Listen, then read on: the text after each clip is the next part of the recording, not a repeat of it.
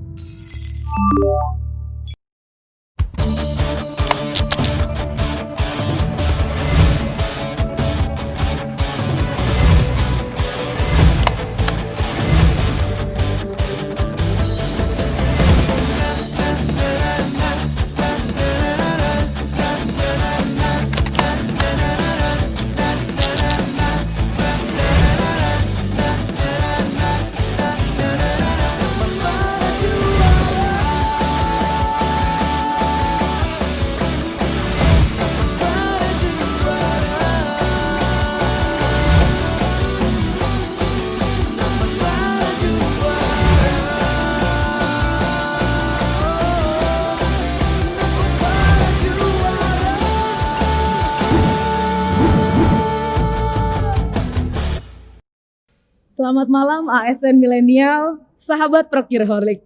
Sekarang saya Agnes Febrianti akan memandu diskusi kita pada malam hari ini, tentunya dengan bintang tamu yang luar biasa. Jadi topik kita pada malam hari ini adalah PPK andalan gue. Nah teman-teman pasti penasaran siapa aja sih PPK yang menjadi andalan dari Ditjen AHU. Nah langsung saja saya kenalkan dengan bintang tamu kita yang hadir pada malam hari ini. Boleh perkenalkan diri masing-masing. Pak Azwar mungkin dilanjutkan dengan Pak Nanda. Terima kasih, saya Azwar Nugroho Alamin. Sekarang bertugas di mana Pak? Selain dari PPK bagi Ditjen AHU, saya juga sebagai Kasubag Akuntansi dan Pelaporan di bagian keuangan sekretariat. Oke, kalau PPK bidangnya Pak Azwar? Saya spesialis PPK rutin dan yang ada di di sekretariat. Oke, silakan Pak Nanda. Ya, nama saya Nanda Zanibua Harisma. Saya salah satu PPK di Direktorat Teknologi Informasi. Saat ini saya juga merangkap jabatan sebagai Kepala Seksi Pengembangan Aplikasi. Oke, terima kasih. Jadi teman-teman bisa dapat gambaran kurang lebih seberapa sibuk PPK kita ya. Jadi beliau bukan hanya bertugas sebagai PPK, tapi beliau juga ada dipercaya jabatan lainnya. Nah langsung aja kita mulai diskusi kita. Ini pertanyaan pertama dulu ya Pak. Kira-kira bapak-bapak kapok nggak jadi PPK? Jadi jujur Pak, jujur. Kapok nggak kira-kira dipercaya atau diamanahkan menjadi seorang PPK? Pak Wazir mau? Sebenarnya sih 11-12 ya, maksudnya juga saya ada dari sisi Kasubag Akuntansi dan Pelaporan selaku untuk sebagai fasilitator untuk berkomunikasi dengan BPK, tim pemeriksa. Saya ingin berusaha untuk bagaimana caranya mengamankan memberikan saran-saran yang terbaik bagi Dijen AHU, dan mungkin salah satunya menjadi PPK. Tetapi ketika menjadi PPK sendiri pun juga dilema juga. Hampir udah ketika sejak saya jadi PPK di 2018, tusis saya malah kurang begitu saya jalankan dengan baik, itu yang ya 50 agak keteteran juga, tapi juga mencoba untuk dinikmatin aja. Oke. Pak Nanda gimana Pak? Ini sebenarnya tahun pertama saya menjadi PPK, Oke. jadi ya masih hitungan bulan, belum genap 1 tahun. Kalau boleh jujur ya memang beban waktunya sangat tersita menjadi PPK, karena kita harus berhati-hati dalam setiap kontrak yang kita buat. Kemudian ditambah tusi sebagai kasih pengembangan aplikasi itu juga luar biasa menyita waktu, karena aplikasi satu AHU di mana layanannya itu berbagai macam jenisnya. Jadi kalau dari sisi waktu memang harus ada pengorbanan. Pastinya kita di luar waktu jam kerja pun masih harus meluangkan waktu buat mengurusi tanggung jawab ini. Oke, jadi kalau ditanya ulang lagi kapok atau enggak Pak? Enggak ya Pak? Gimana Pak? Ini akan menentukan Ditjen AHU setahun ke depan gitu. Enggak ya Pak? Berarti kalau saya sih merekomendasikan teman-teman saya. teman-teman yang lain. Wah ini jawaban Pak Nanda diplomatis. Pak Zuar gimana Pak? Satu periode lagi Pak? Enggak. Kalau diperkenankan, walaupun juga sebenarnya sudah beberapa diskusi, sebaiknya juga jangan saya, tapi ketika di keuangan ya Aswar siapa. Oke. Jadi masih belum. Oke, siap. Tapi kalau dari pengalaman Pak Zuar udah berapa tahun Pak kalau jadi PPK? 2018 2,5-an. 2,5 tahun ya, hampir mau jalan 3 tahun gitu ya Pak ya. Nah kalau Pak Nanda sudah mau hampir memasuki tahun pertama gitu ya Pak. Dan kira-kira dari pengalaman yang sudah berjalan ini, apa sih hal yang memberatkan Bapak-bapak dalam menjalankan tugasnya atau amanahnya sebagai seorang PPK? Mungkin Pak Nanda bisa mengawali. Iya, kalau saya mungkin jelas jadinya ada mungkin semacam konflik kepentingan, di mana di satu sisi saya harus berperan sebagai kepala seksi pengembangan aplikasi, di sisi lainnya itu kita harus bekerja menjadi PPK, di mana pekerjaannya juga berkaitan dengan tugas sebagai kepala seksi pengembangan aplikasi. Mungkin kalau dicontohkan salah satunya adalah terkait pemeliharaan aplikasi, di mana saya menjadi PPK untuk menentukan siapa penyedia yang bertanggung jawab terhadap pekerjaan pemeliharaan aplikasi selama 1 tahun. Ini agak unik juga sih ketika kita sudah selesai melakukan seleksi penyedia. Kira-kira 1 minggu sebelum kita kontrak, pemenangnya masuk daftar hitam LKPP. Jadinya kita tidak bisa berkontrak dengan pemenang pertama, sehingga dipilih pemenang cadangan pertamanya. Nah, tapi di sisi lain mungkin pemenang cadangan pertama itu punya histori juga dengan Ditjen AHU, di mana mereka sebelumnya yang memegang pekerjaan-pekerjaan di sisi aplikasi. Jadinya dikhawatirkan ada pemikiran-pemikiran yang asumsi-asumsi yang kurang tepat, di mana mungkin ada persekongkolan atau apa, kenapa pemenangnya itu lagi. Padahal ini murni dari sisi pengadaan, kita berjalan sesuai aturan. Tapi mungkin itu sih pengalaman yang agak istimewa. Oke, terima kasih Pak Nanda. Kalau dari Pak Azwar, apa nih Pak pengalaman yang berkesan nih sepanjang 2,5 tahun ini? Yang berkesan ya mungkin terutama konflik kepentingan ketika kami selaku PPK juga merangkap jabatan sebagai struktural di eselon 4. Ada beberapa mungkin yang eselon yang lain ketika itu pertanggungjawaban tidak kami lanjutkan karena kami tolak karena emang secara garis besar tidak tepat. Terus dia mengadukan saya akan lapor pimpinannya. Saya selaku PPK, pimpinan saya ketika saya bertugas sebagai PPK saya bertanggung jawab pada KPA. Tapi yang bersangkutan ini coba mengadu-adukan saya dengan eselon 3 saya, mengibaratkan saya sebagai eselon 4-nya. Dan itu yang sebenarnya agak kurang nyaman ketika berarti dia membenturkan kebijakan-kebijakan dengan aturan yang ada. Jadi yang selama ini yang bikin agak kurang nyamannya di situ. Terutama tapi kalau untuk dari pengalaman mungkin yang paling berkesan di situ sih. Oke. Saya termasuk yang mungkin pernah ditolak juga nih mungkin pengajuan saya sama Pak Azwar gitu ya. Kira-kira gimana Pak untuk meminimalisasi tadi yang ada potensi dari pihak-pihak gitu ya yang mungkin karena kedekatan atau semacamnya beliau mengadu ke level yang lebih tinggi, itu gimana kalau dari Pak Azwar? Sampai sekarang tetap akan saya tolak karena ini juga sebagai bentuk integritas saya. Kemudian pun juga saya menjalankan salah satu beban moral saya ketika untuk menjadi kasubag akrab. Kalau ada ketemuan di Jen Ahu, saya sangat terbebani di situ. Jadi ketika saya meloloskan berarti saya membuka pintu masuk kesalahan lubang besar bagi Dijen Ahu. Jadi sampai sekarang saya tetap di pendirian saya. Oke, nah teman-teman kita bisa sama-sama dengar ya, karena PPK ini bisa dibilang garda terdepan ya Pak ya.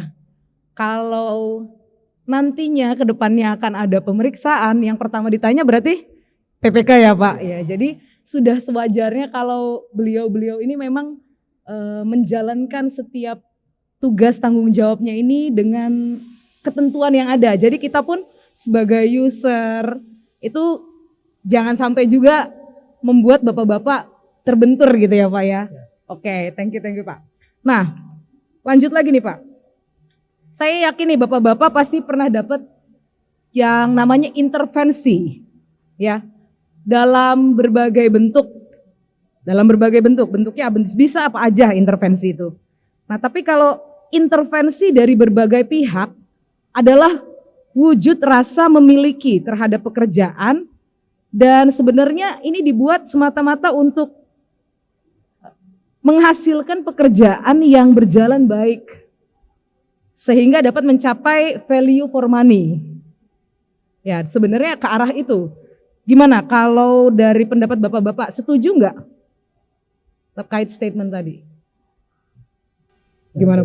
Kalau saya selama intervensinya itu proporsional terhadap tugasnya, sesuai porsinya, saya rasa pasti kami menerima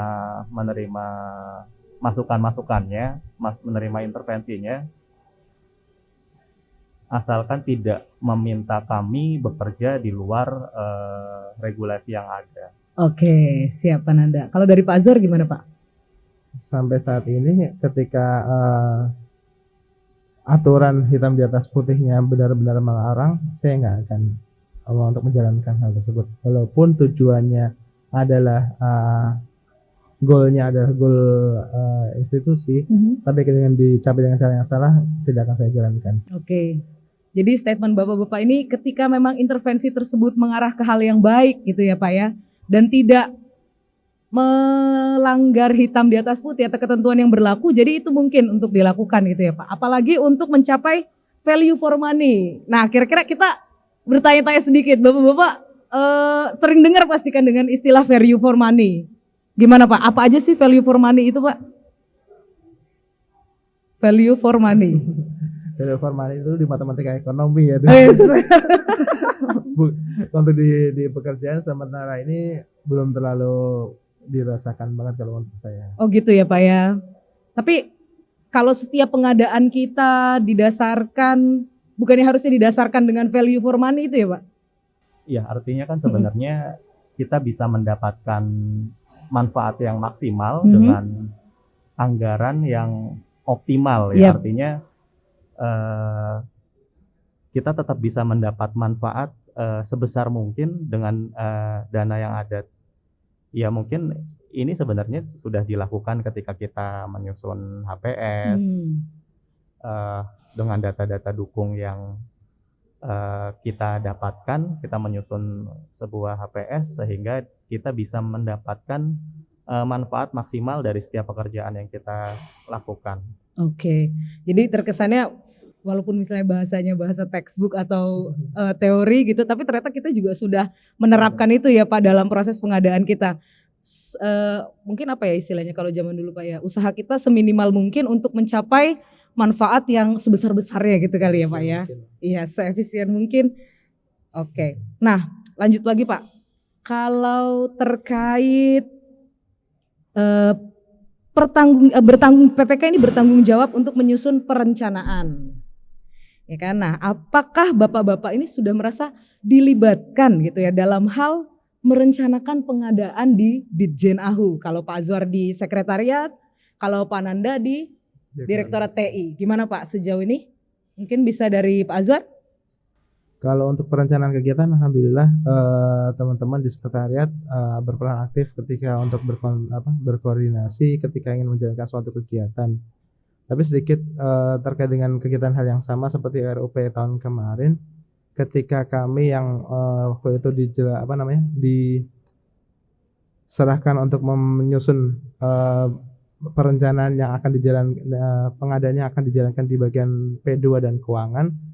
Tetapi berjalannya waktu, sebenarnya itu juga kesepakatan informal ya waktu itu, karena tidak ada untuk pengadaan sekretariat dijalankan untuk yang bagian P2 dan bagian keuangan oleh Azwar, terus untuk yang pengadaan-pengadaan yang lain dijalankan oleh Pak Yanto. Ketika itu tidak di state secara formal, ya mungkin itu juga yang menjadi miss ketika saya yang merencanakan, tapi yang menjalankan pengadaan yang di tahun berjalannya Pak Yanto. Oke. Itu yang mungkin sebenarnya teknik komunikasi ketika perencanaan, karena ada kesepakatan informal di tahun yang lalu. Tapi untuk tahun ini sudah di state bahwa ini pengadaan yang RUP yang sekarang akan disesuaikan lagi di 2021 nanti.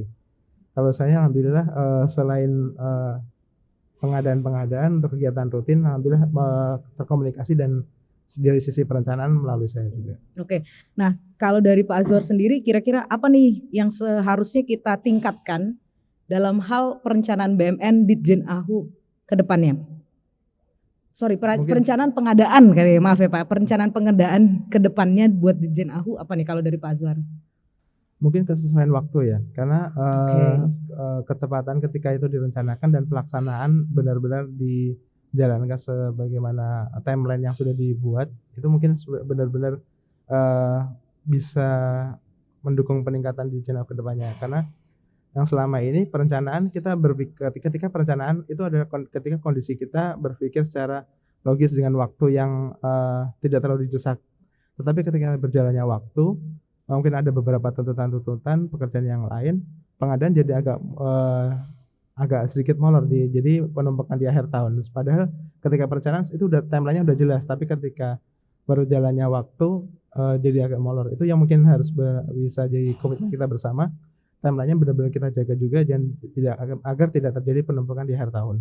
Oke, makasih Pak Azwar. Apa yang disebutkan Pak Azwar barusan itu mengingatkan saya akan arahan dari Sesditjen AHU untuk pembukaan kegiatan RUP 2021 ini. Beliau juga menekankan kita membuat timeline yang jelas gitu ya Pak. Bukan hanya merencanakannya dengan baik, tapi ketika kita mengeksekusinya pun sesuai gitu ya. Jadi jangan sampai kalau kata Pak Azwar menumpuk di akhir tahun. Oke. Nah kalau dari Pak Nanda sendiri Pak gimana? Apakah Bapak sudah merasa dilibatkan dalam perencanaan pengadaan? Apalagi tadi kalau Bapak bilang Bapak kan di TI, kebutuhan aplikasi ataupun apa ya bisa dibilang ya BMN teknologi informasi lah mungkin gitu Pak. Itu kan di Ditjen AHU cukup besar gitu. Apa Bapak sudah dilibatkan dalam hal identifikasi kebutuhannya? Atau tinggal nanti tiba-tiba adain dong gitu atau gimana Pak?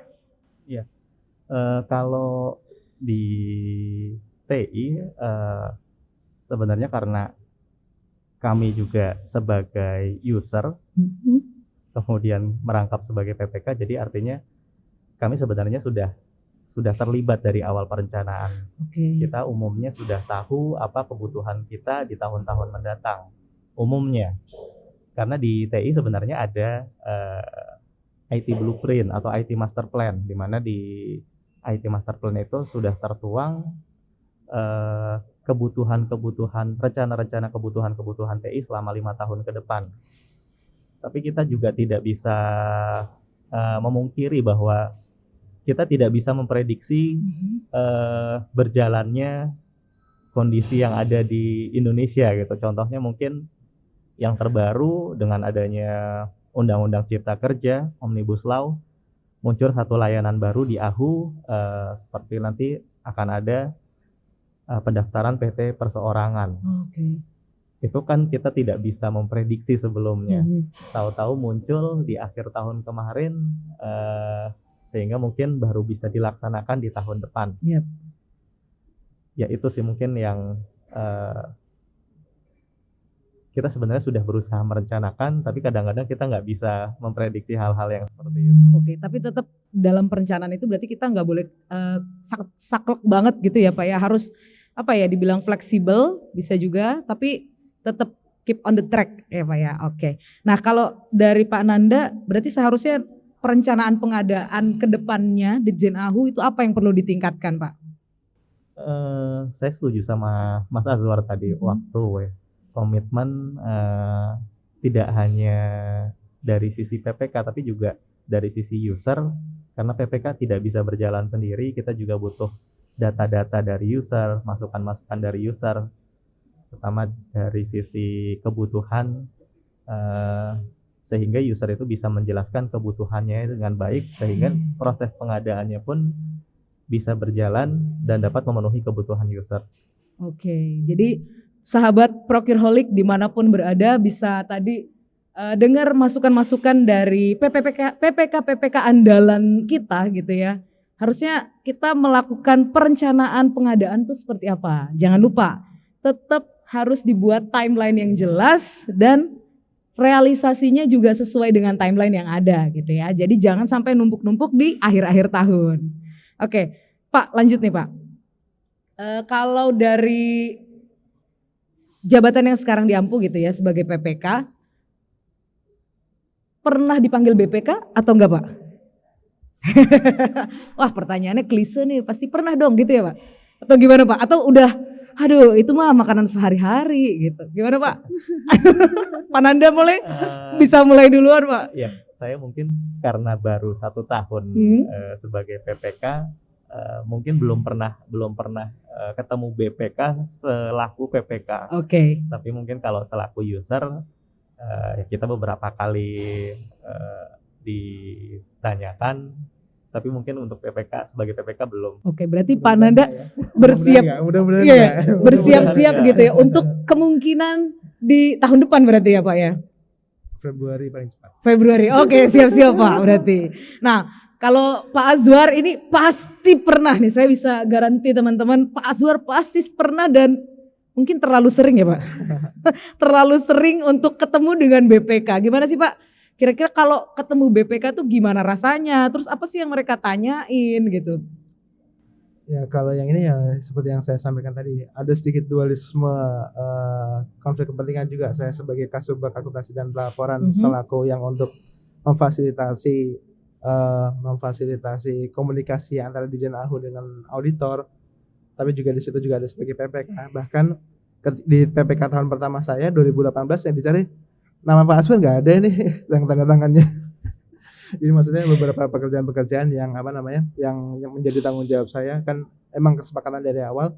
Posisi saya emang benar-benar menggawangi rutinitas dari sekretariat non pengadaan besar ya. Jadi dan itu pun juga sebenarnya udah banyak juga transaksi yang dicoba untuk dikondisikan biar bisa lebih baik di mata pemeriksa. Jadi dari RDK, terus pertanggungjawaban tiket, terus juga ada perjalanan dinas luar negeri, yang pun seperti yang tadi sudah disampaikan oleh Pak Tio juga, perjalanan itu ya SPBD juga termasuk salah satu bentuk pengadaan, pemesanan tiket, terus kita juga di hotel ini. Mungkin juga yang sedikit kita masih untuk yang periode ini pemeriksaan PDTT kita masih belum tahu apa aja pertemuan yang akan dikeluarkan.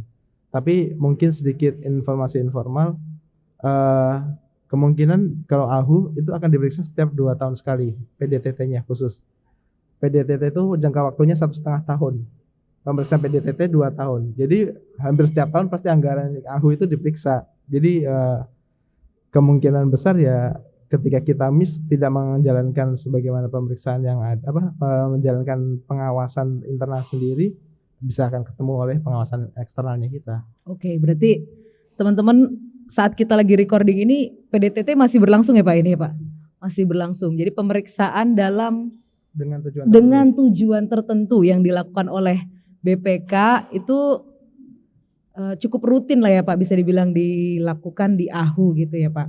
Nah, kalau dari harapan Bapak-bapak gitu ya, misalnya dengan adanya BPK ini perannya apa sih, harusnya bisa berdampak apa buat AHU gitu dengan semakin seringnya kita diperiksa, apakah hanya sekedar merepotkan atau kita bisa mendapatkan manfaat atau benefit dari pemeriksaan terkait pengadaan kita itu Pak? Gimana Pak? Ya, pastinya kita berharap dengan hasil pemeriksaan dari BPK itu nanti ada rekomendasi-rekomendasi yang bisa kita lakukan dengan tujuan memperbaiki kinerja AHU yang sekarang ada. Mungkin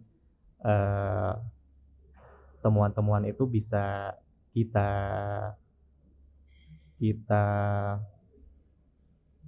jalankan, kita tindak lanjuti sehingga benar-benar pemeriksaan BPK yang dilakukan itu ya memang ada manfaatnya demi kebaikan Ditjen AHU. Siap. Terima kasih Pak Nanda. Kalau dari Pak Azwar gimana Pak? Ya alhamdulillah yang saya rasakan sejak pertama kali masuk sebagai CPNS sudah menghadapi BPKP. Kita masuk 2010 ya Nanda. 2010 bahkan saya pun ketika ingin tes kesehatan pasca pajak pun nggak boleh karena saya harus masih langsung menghadapi pemeriksaan. Makanya saya luar biasa Pak Azwar. Jadi setelah berapa Pak? 10 tahun?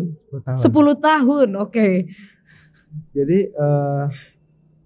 yang sesuatu yang harus diambil sisi positif setiap ada pemeriksaan. Kita pernah pemeriksaan kinerja 2011, ada miss di salah satu sistemnya kita. 2012 diangkat menjadi temuan dan alhamdulillah ketika pimpinan kita menanggapi hal tersebut dengan baik, ada miss di sistem SABH waktu itu, alhamdulillah 2013 kita tanggapi dengan AHU online. AHU semakin maju lagi. Ada beberapa temuan kita tanggapin, kita berusaha untuk tidak terulang. Fidusia tadinya di Kanwil itu 2011 itu jadi temuan BPKP, kita pindah ke AHU, kita usahakan jadilah masuk ke 2013 juga AHU online juga di situ. Jadi setiap pemeriksaan dengan ketika kita bisa menanggapinya dengan positif, mencari cara bagaimana itu agar tidak terulang, itu untuk mengembangkan diri kita lagi dan mengatur beberapa regulasi yang sebenarnya belum diatur, seperti kemarin pemeriksaan kinerja BHP, banyak sekali peraturan-peraturan yang belum diatur, kita tinggal lanjuti tahun ini dengan pengembangan lagi. Mudah-mudahan AHU semakin baik lagi. Oke, luar biasa sahabat Procureholic ya. Jadi pemeriksa ini ternyata bukan cuma BPK yang tadi kalau Pak Azwar sebutin ya. Ada dari Inspektorat Jenderal APIP kita dan BPKP juga ya Pak. Jadi kalau ada pemeriksaan gitu berarti harusnya respon kita cukup berbangga juga atau gimana nih Pak? Atau dilema juga. Tapi mau nggak mau kita tetap harus terbuka ya Pak ya. Ternyata dari hasil-hasil temuan dan rekomendasi yang kita dapatkan untuk Direktorat Jenderal Administrasi Hukum Umum, ketika itu ditindaklanjuti dengan baik, itu memberikan dampak yang luar biasa ya Pak. Kalau mungkin tahun 2011 kita nggak diperiksa yang tadi Pak Azwar bilang, mungkin kita nggak punya AHU online yang secanggih itu sekarang, yang sekian banyak layanannya gitu ya Pak ya. Jadi tetap ada hal-hal baik yang bisa kita pelajari, yang sama-sama bisa kita tingkatkan gitu ya dari pemeriksa-pemeriksa yang rutin ada di AHU.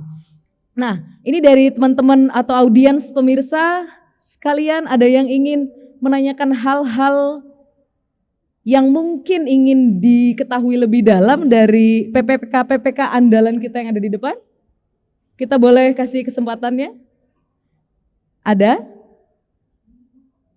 Oke, kalau gitu kita lanjut aja Pak ke pertanyaan saya yang masih ada sekian pertanyaan gitu ya. Jadi kalau ditanya nih Pak, sekali lagi ya Pak saya tanya, bersedia untuk lanjut periode depan? Ini direcord untuk disampaikan ke Pak Ses selaku KPA, betul ya? Gimana Pak? Wah terlihat wajah-wajah ragu tapi mau juga atau gimana Pak? Gimana Pak? Kalau bisa tidak, sebaiknya enggak. Oke, Pak Nanda? Mungkin saya bukannya nggak mau lagi jadi PPK ya, tapi kita realistis terhadap kondisi saat ini. Iya. PPK itu menyita waktu, di sisi lain kita juga punya tusi Yes, yang nggak betul bisa Pak. ditinggalkan. Betul. Artinya ya kita benar-benar ingin bekerja secara maksimal, jangan sampai ada tugas yang mengganggu tusi utama kita. Oke, berarti kalau sarannya gitu ya, biar pembagian tugasnya balance antara tugas atau jabatan sebagai PPK dan ketika kita mengampu jabatan lain, jabatan di teknis mungkin ya, atau struktural itu gimana Pak? Biar bisa berjalan dengan baik gitu ya. Fungsi PPK tetap berjalan, fungsi karena Bapak-Bapak juga menjalankan sebagai pejabat struktural ataupun mungkin rekan-rekan Procureholic lainnya misalnya nanti ke depannya dipercaya gitu bagaimana kira-kira Pak? Dalam hal pembagian tugas. Ya mungkin kalau dari saya, setahu saya ada rencana memang PPK itu tidak lagi menjadi hal sampingan gitu ya. Tapi memang itu dikhususkan bagi fungsional tertentu. Jadi memang kalau nantinya seperti itu, saya yakin nanti teman-teman yang menjadi PPK juga bisa melaksanakan tugasnya dengan lebih maksimal tanpa dari sisi organisasi pejabat struktural lainnya itu fungsi utamanya tidak tersita juga waktunya dengan tugas menjadi PPK. Oke. Kalau Pak Azwar gimana Pak? Saya sangat setuju dengan Pak Nanda. Mungkin yang sempat dibahas oleh Mas Tio terkait dengan waktu itu, rencana Februari 2021 memang akan lebih diarahkan PPK menjadi fungsional tertentu. Iya. Itu mungkin jadi salah satu fungsi di pengelola keuangan ya. Jadi ada rumpunnya tersendiri untuk PPK. Itu juga ada benar-benar maksimal ketika yang bersangkutan menjalankan fungsi PPK pun juga seperti Pokja benar ada fungsional untuk fungsional PBJ ya Pak ya. Pengadaan barang dan jasa mungkin juga sama-sama bisa lebih fokus dengan disertai dengan jadi fungsi koordinasi antara PPK dengan user benar-benar terjalan.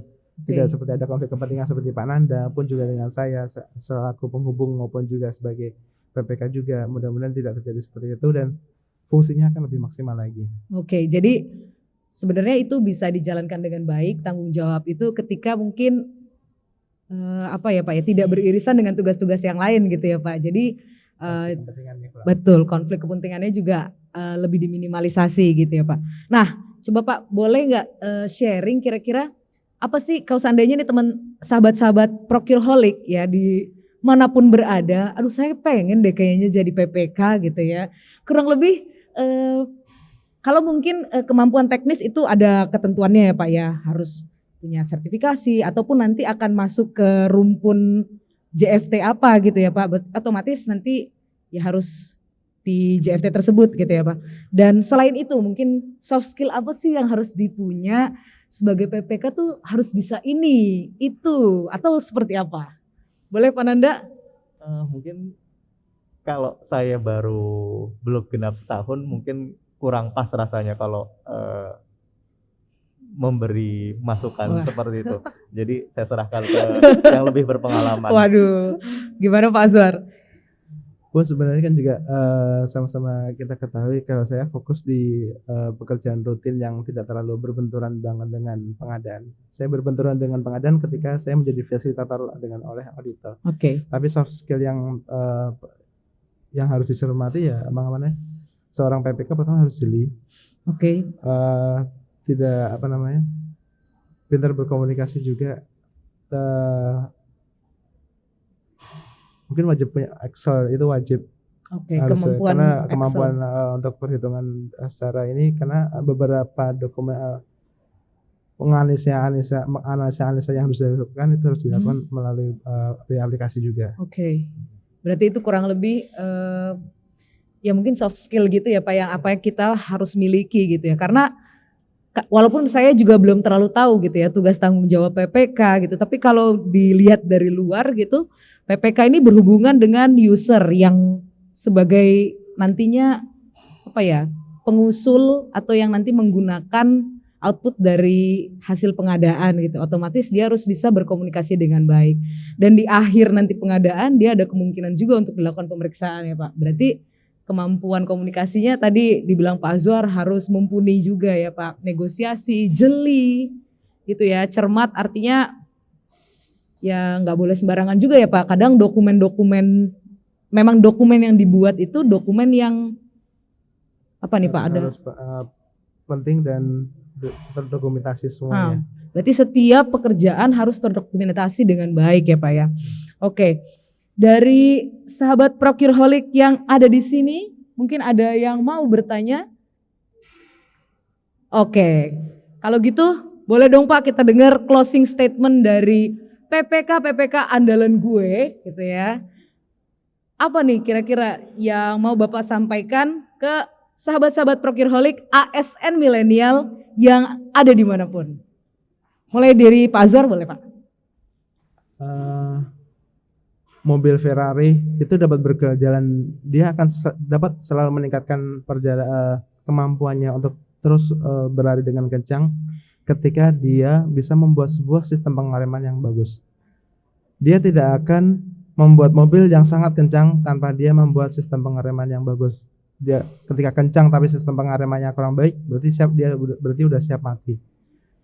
Dan di sini PPK berusaha untuk bagaimana mungkin untuk melakukan pengendalian internal. Ketika AHU semakin besar, anggaran semakin banyak, pekerjaan-pekerjaan semakin bervariabel, sangat bervariasi. Ada sistem pengendalian internal yang akan dicoba dijalankan oleh PPK sebagaimana mungkin untuk bisa mengamankan semuanya dan agar bisa tercapai dengan baik. Oke, siap Pak. Kalau dari Pak Nanda gimana Pak? Ya, mungkin tadi kalau Mas Azwar berbicara tentang tugas PPK sebagai pengendali internal, kita juga harus bisa menjembatani kebutuhan dari user, karena terkadang user tidak bisa menyampaikan kebutuhannya dengan baik, sehingga dari sisi proses pengadaan pun PPK harus pintar-pintar menggali kebutuhan dari usernya supaya kebutuhannya dapat terpenuhi dan tercapai tadi value for money tersebut. Yes. Oke.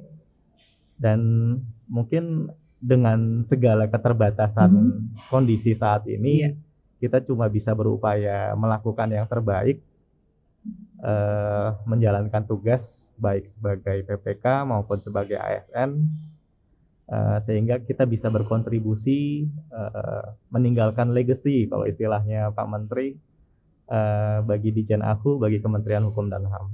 Oke, terima kasih Bapak-Bapak untuk diskusi sharingnya pada malam hari ini. Semoga sahabat Procureholic dimanapun berada bisa kita sama-sama belajar gitu ya. Tugas PPK ini berat tapi bisa untuk dijalankan karena PPK nggak jalan sendiri ya Pak ya. Ada tim yang dibentuk. Jadi kita di sini bukan kerja sendiri sebagai PPK, tapi ada tim di mana kita bisa bekerja sama ketika hal tersebut kita kerjakan dengan penuh tanggung jawab, dengan terdokumentasi dengan baik, itu semua akan berjalan dengan baik. Oke, demikian podcast kita, diskusi kita pada malam hari ini. Saya ucapkan terima kasih untuk para bintang tamu kita yang luar biasa. Boleh kita beri tepuk tangan semuanya. Ditunggu kesediaan Bapak Ibu untuk menjadi PPK berikutnya. Saya Agnes Febrianti, mohon undur diri. Terima kasih. Terima kasih ya Bapak.